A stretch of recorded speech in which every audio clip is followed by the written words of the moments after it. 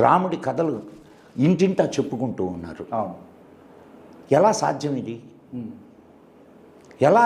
అంటే కొంతమంది అనేది ఏంటంటే కావాలని ఇట్లాంటి ఈ స్టోరీలన్నింటినీ కూడా ప్రజల్లోకి ఇంజెక్ట్ చేసిర్రు అని. అయితే అన్ని స్టోరీలే. ఏది స్టోరీ కాదు చెప్పండి? క్రీస్తుది స్టోరీ కాదా? ఇప్పుడు మహమ్మద్ ప్రవక్తది స్టోరీ కాదా? అట్లా తీసుకుంటే ఎవ్రీథింగ్ ఈజ్ స్టోరీస్. కానీ దేవుళ్ళు, మీరు స్టోరీ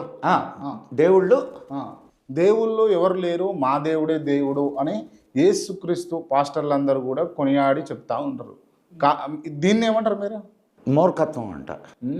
మూర్ఖత్వం అంట. ఇప్పుడు నీ దేవుడే దేవుడు అనుకోవడంలో మాకు ఏ అభ్యంతరం లేదు.